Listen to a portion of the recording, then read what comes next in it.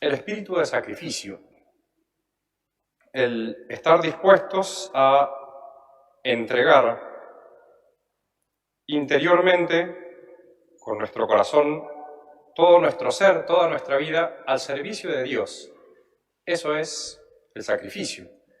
Darle a Dios todo lo que somos, porque Él nos ha dado la vida, a Él se la debemos, y Él también, por supuesto, nos ha rescatado, y a Él le debemos dar nuestro espíritu de reparación por tantas faltas que por su misericordia Dios nos ha perdonado, nos perdona. Y eso se realiza esencialmente por el espíritu de sacrificio. Y esta fiesta, la fiesta de la purificación de la Virgen María, es la fiesta, podemos decir, que más expresa, o que mejor expresa, la idea del sacrificio. Muchas veces pensamos en la obediencia. Ayer, el primer sábado, hablábamos de la obediencia que cumplieron, que tuvieron San José, la Virgen María, nuestro Señor, al cumplir con lo que prescribía la ley. También se habla de la pureza, se pide la pureza en este misterio, en el cuarto misterio de gozo. Pero esas dos virtudes no son verdaderas, no son reales, no tienen sus frutos verdaderos si el alma primero no tiene en su corazón, si cada uno de nosotros no tiene en su corazón ese espíritu de sacrificio. De hecho,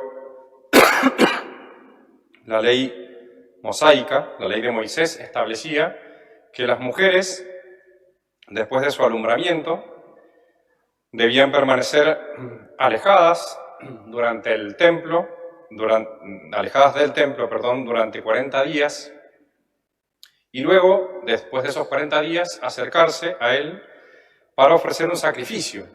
Y por medio de ese sacrificio quedaban purificadas de esta impureza legal, todo derramamiento de sangre que no fuera realizado dentro del culto. Solamente en el culto, en el templo, podía derramarse sangre para Dios, pues todo lo demás debía ser purificado por Dios mediante sacrificios. Por supuesto, todos sabemos que la Virgen María no necesitaba estrictamente realizar ninguno de estos sacrificios, ninguna de estas purificaciones, mejor dicho, porque ella es la purísima, la Inmaculada Concepción, y sin embargo se acerca a obedecer esta ley, y la obedece en un espíritu de profundo sacrificio. Ella ofrece 2 tórtolas, porque había que ofrecer un cordero como sacrificio de holocausto, de entrega completa, reconociendo el dominio de Dios. Se ofrecía un cordero, pero para las personas que fueran pobres, que no tuvieran los medios para poder adquirir un cordero, pues la ley de Moisés permitía que se reemplazara ese cordero por una tórtola, y también debía realizar otro sacrificio de otra tórtola por el sacrificio por el pecado. Entonces, San Lucas dice que presentaron esas 2 tórtolas como esa purificación legal que exigía la ley de Moisés. Y repito, es muy hermoso ver cómo la Iglesia nos va acercando, nos prepara para este tiempo que se acerca. De hecho, en el Antiguo Testamento, Moisés, después de ofrecer el sacrificio, rociaba al pueblo con sangre. Y así se hacía en todos los sacrificios que se ofrecían en el templo. Se ofrecía un sacrificio de algún animal, ese animal, por supuesto, se sacrificaba, se mataba, y con la sangre de ese animal se rociaba la persona. Por ejemplo, en el caso del sacrificio que realizó la Virgen, se rociaba la persona, y otra parte de la sangre de ese animal se dejaba sobre el altar de los holocaustos, justamente para significar, para representar ese sacrificio del alma a Dios. ¿Y por qué Solamente se permitía utilizar la sangre en el culto, en los sacrificios del templo, porque justamente la sangre representa la vida en nosotros, en nuestras almas.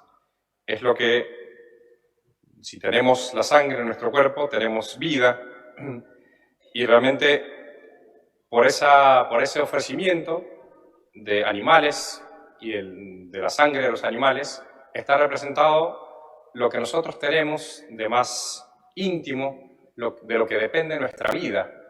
Por eso es que se realizaban estos sacrificios con sangre.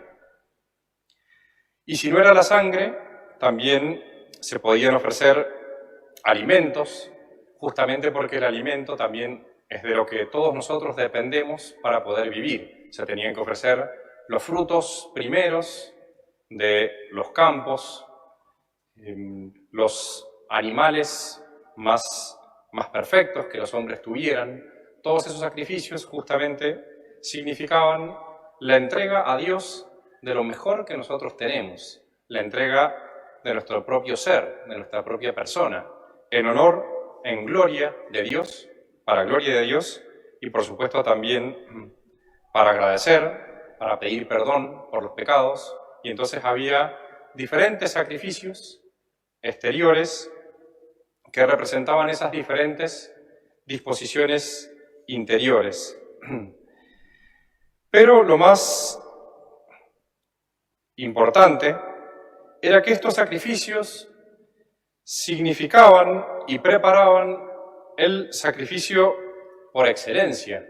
Todas estas ofrendas que se hacían en el templo, pues iban preparando a los hombres de una u otra manera, muy limitada, en algún aspecto, a ese sacrificio completo que iba a realizar el Cordero Inmaculado, el sacrificio de nuestro Señor. Todo esto estaba preparando esta venida de nuestro Señor y sobre todo su sacrificio en la cruz.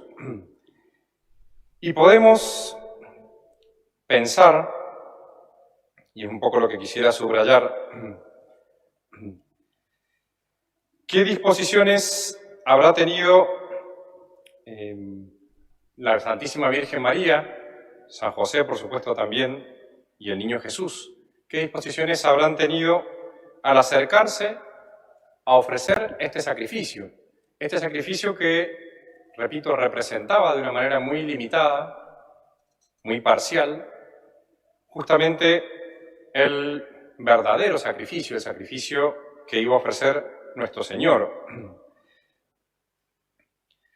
Ese sacrificio interior justamente lo realiza la Santísima Virgen María en ese momento, en ese preciso momento. Allí es donde, podemos decir, se empieza a cumplir de una manera cabal, perfecta, en el corazón de nuestro Señor y en el corazón de la Santísima Virgen María, se empieza a cumplir de manera cabal ese ofrecimiento que hacía falta para, de una vez por todas, redimir a los hombres, sacarlos de sus miserias, quitarles sus pecados.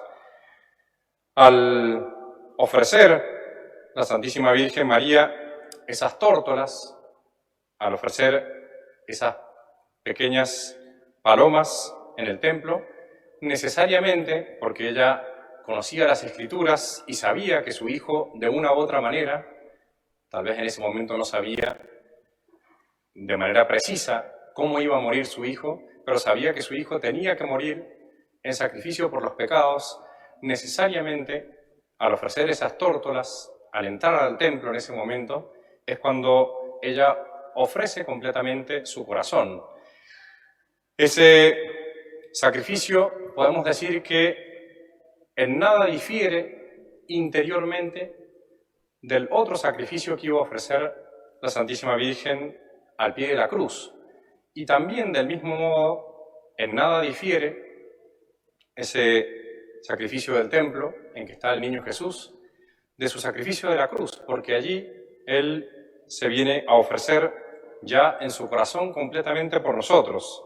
De hecho, San Pablo, él justamente cita el Salmo 40 diciendo que cuando nuestro Señor se encarna, cuando se hace hombre, cuando nace, cuando viene a esta tierra, San Pablo le pone esas palabras del Salmo 40 que dice: no has querido un sacrificio de holocausto, no te han agradado tampoco las hostias pacíficas.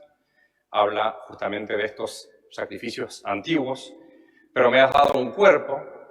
He aquí, Dios mío, que vengo a hacer tu voluntad. Esas fueron las palabras de nuestro Señor, del niño Jesús, justamente al entrar por primera vez en el templo y ofrecer este pequeño sacrificio. Y lo que quisiera subrayar, el consejo que quisiera darles, es que para poder realmente ofrecer ese sacrificio al que nos va a llamar la Iglesia a ofrecer, que va a ser el de la cruz, ya después del tiempo de la Cuaresma, hace falta llegar allí con las disposiciones interiores. De nada vale cualquier sacrificio que nosotros hagamos, de nada vale cualquier obra que nosotros podamos ofrecer a Dios si no está acompañada por un corazón contrito y humillado, un corazón que esté dispuesto a arrepentirse, a cambiar de vida, para que Dios pueda tomar y darle valor a nuestras ofrendas. ¿Cuántas veces Dios se quejó frente al pueblo elegido porque justamente tantas cosas se ofrecían en el templo, tantos sacrificios se realizaban, y sin embargo los corazones de las personas estaban tan distantes del amor y de la ley de Dios? Nuestro Señor mismo lo dice en su vida pública: este pueblo me honra con sus labios, pero su corazón está lejos de mí. Y es la disposición, queridos fieles, esencial que tenemos que pedir con ansias para irnos, si se quiere, adelantándonos a lo que la Iglesia nos va a ir pidiendo a partir de la Septuagésima. Nos va a empezar a pedir de a poquito que empecemos a realizar ciertas obras de entrega, ciertos sacrificios, ciertas obras de ayuno, de separación del mundo, para ir adentrándonos en esos dolores y en esa pasión de nuestro Señor. Pero sería una lástima, sería muy triste que nuestro Señor mismo nos hiciera ese reproche, que nosotros lo honremos con los labios cuando empecemos en ese tiempo y el corazón esté alejado de nosotros. Por eso es tan hermosa esta ceremonia de la bendición de las candelas de los cirios. De hecho, toda gracia que nos da nuestro Señor, toda gracia que nos da Dios de conversión, cuando nos muestra algo que tenemos que cambiar, es justamente una luz. Nuestro Señor nos ilumina. Es lo primero que realiza en nuestras almas cuando nos da una gracia, repito, para poder arrepentirnos mejor de nuestros pecados, para poder alejarnos más de nuestras miserias. Es una luz, y justamente esa luz está significada por la luz que se prende en la vela, en el cirio. Pero esa luz no se prende si primero la vela no empieza a arder, no empieza a encenderse. Y si arde la vela, si empieza a quemarse, no solamente va a dar luz, sino también va a dar calor. El calor es esa disposición de caridad que necesitamos en nuestros corazones para que justamente nuestros sacrificios sean sacrificios interiores, que estén acompañados de un corazón, repito, contrito y humillado. De hecho, es hermoso también el simbolismo de la cera. Las velas normalmente deberían ser completamente de cera. Y los santos padres muchas veces dicen que esa cera significa justamente la pureza de nuestro Señor y la pureza de la Santísima Virgen. Justamente ella ofreció un sacrificio que fue totalmente puro. totalmente limpio y que mereció justamente la mirada de Dios para poder interceder por nosotros. Si queremos justamente ser iluminados, purificados por Dios, encendidos por Él, debemos dejarnos encender, debemos estar dispuestos a arder, y para eso debemos tener ese espíritu interior de sacrificio. Pero, y con esto no me contradigo, sino que las dos cosas se dan juntas. Para poder realmente encender nuestros corazones interiormente, hace falta ofrecer algo a nuestro Señor. No podemos quedarnos con los brazos cruzados esperando que nuestro Señor encienda el corazón si no estamos dispuestos a darle algo, a darle, aunque sean cosas pequeñas que humanamente tal vez nada le dan a Dios, pero sí le dan y sí le muestran nuestra disposición del corazón.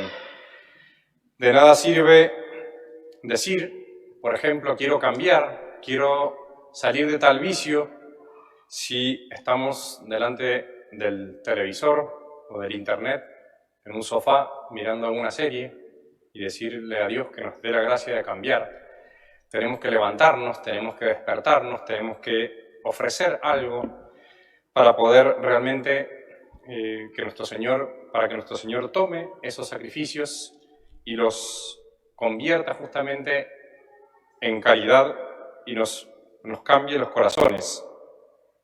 Si así lo hacemos, si estamos dispuestos al participar de la Santa Misa durante la Septuagésima, especialmente en la Cuaresma, y venimos a la misa, al altar, con esa pequeña gota de agua que es la que se agrega al cáliz en el ofertorio, al cáliz que tiene ese vino que se va a convertir en la sangre de nuestro Señor, si está esa gotita, que son nuestros sacrificios tan pequeños, pero que muestran nuestro deseo de cambiar, Dios se va a encargar, y Nuestra Señora se va a encargar de presentarlos ante nuestro Señor para que Él los transforme y realmente cambie nuestros corazones.